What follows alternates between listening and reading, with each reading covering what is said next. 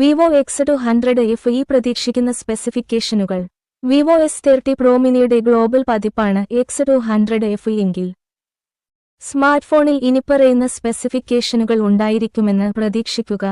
120 Hz refresh റേറ്റുള്ള flat 6.31 inch 1.5K LTPO OLED ഡിസ്പ്ലേയുമായി smartphone വരാം. മുകളിൽ സൂചിപ്പിച്ചതുപോലെ X200F-യിൽ മീഡിയടെക് ഡൈമെൻസിറ്റി 9300 ഉണ്ടായിരിക്കാം. കഴിഞ്ഞ ആഴ്ച വിവോ T4 അൾട്രയ്ക്കൊപ്പം ഇതേ പ്രോസസർ പുറത്തിറക്കിയിരുന്നു. അടിസ്ഥാന മോഡലിൽ 12 GB റാമും 256 GB സ്റ്റോറേജും ഹാൻഡ്സെറ്റ് വരാൻ സാധ്യതയുണ്ട്. കൂടാതെ 16 GB റാമും 512 GB സ്റ്റോറേജും വരെ എത്താം.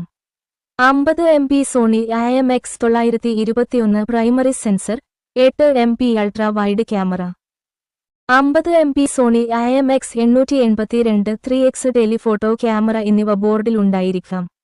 50 MP ഷൂട്ടർ ഉപയോഗിച്ച് സെൽഫികൾ കൈകാര്യം ചെയ്യാൻ കഴിയും. 90 വാട്ട് ഫാസ്റ്റ് ചാർജിംഗ് പിന്തുണയുള്ള ഒരു വലിയ 6500 mAh ബാറ്ററിയും ഇതിനോടകം ലഭ്യമാകും. ഇന്ത്യയിൽ ലഭ്യമായ OnePlus 13s, Xiaomi 15 പോലുള്ള കോമ്പാക്ട് ഫ്ലാഗ്ഷിപ്പുകളിൽ യഥാക്രമം 5850 mAh, 5240 mAh ബാറ്ററികളുണ്ട്. വിവോ X200F ഈ ഫ്രണ്ട് ടച്ച് OS 15ൽ പ്രവർത്തിക്കാൻ സാധ്യതയുണ്ട്.